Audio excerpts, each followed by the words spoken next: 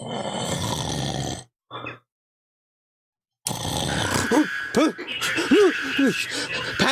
13.1! Patch 31.1 has been released for containment!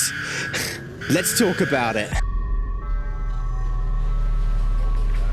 Let's start with one of the biggest changes to this update. SCP-049's containment zone has been completely overhauled. This includes new hallways, armory loot, and a new spawn point for SCP-173, including a new containment chamber. Alongside this overhaul, you'll also find a dead facility guard with an adrenaline stick that'll always spawn next to him. His other gear is also spread around this containment zone, with a guard card spawning inside of 049's containment chamber and a loose FSP-9 spawning inside of the armory on top of one of the weapon modification tables, making this location a prime point of interest for any escaped D-class or scientists. A med station will also spawn next to the elevator in 049's containment zone. Speaking of med stations, there's been an alteration to how they spawn. Med stations have a 66% chance of spawning either 1 or 2 painkillers alongside the med kit. SCP-106 has also had some changes, including a new constant breathing noise revealing his position.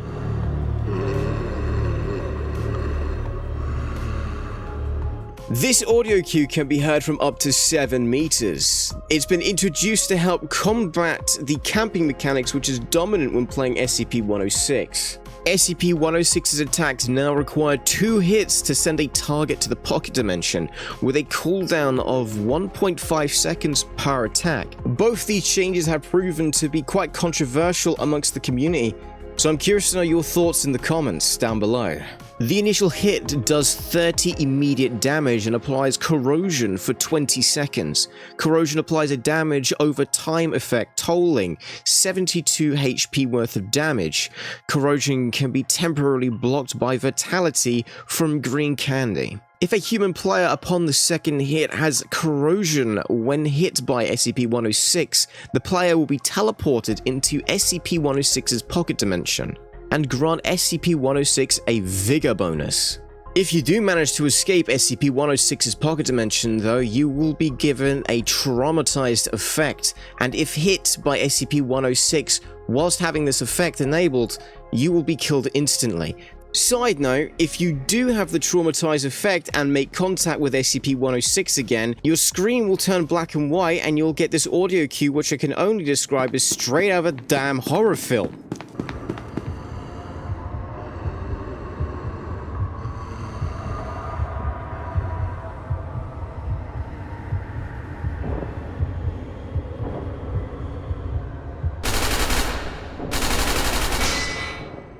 Northwood, please do more stuff like this because it's bloody terrifying. It should be noted that the traumatized effect is permanent, however it is curable if you have 1 pill of SCP-500. Moving on to some health and Hume changes now. SCP-106's base health has been increased from 2000 to 2200. Increased initial Hume shield from 300 to 350, and a decrease in his maximum Hume shield from 900 to 750. And now for a few miscellaneous changes. SCP-106 may no longer phase through 079's containment doors and vibe with him whilst the doors are locked early on in the game. When using Stalk, SCP-106 sinks into the floor 0.0 seconds slower and emerges 0.0 seconds faster. The shared Stalker and Hunter abilities cooldown recovers twice as fast whilst moving, and Vigor now only regenerates when you are walking around. SCP-079 received a large amount of balance changes and quality of life improvements. A lot of these are just changes to XP and AP, so I'm just going to cover the more interesting points.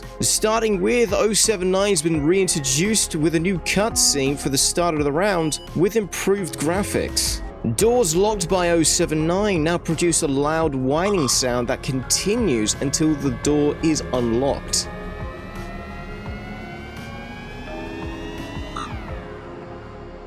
.079's door locking cooldown is now universal instead of door specific. The initial cooldown before .079 can lock another door is 3 seconds, plus however long the last door was locked for, divided by 2. For example, if a door was locked for 10 seconds, 079 would have to wait 8 seconds before he can lock another door. Locking a closed door now costs a fifth of 079's maximum AP. Maintaining this lock will drain AP exponentially. Locking an open door, however, will now only cost 10 AP and will not drain any AP to maintain this lock.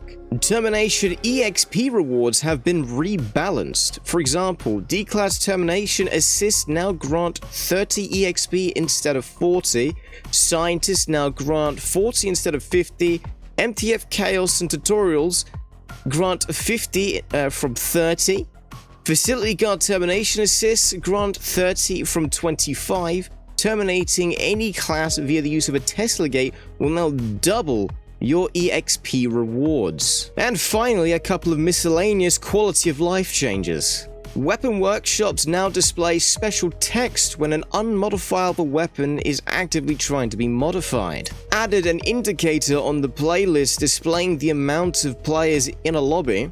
And finally, one of the most important quality of life changes I've seen added to the game in a long time. The ability to adjust your settings in-game is finally here. This also includes the ability to customize your SCP preferences in-game. And that about does it for this video. Thank you all so much for watching. I appreciate each and every single one of you. I hope you guys enjoyed the video. If you did, please like, comment, and subscribe, as it helps me out significantly.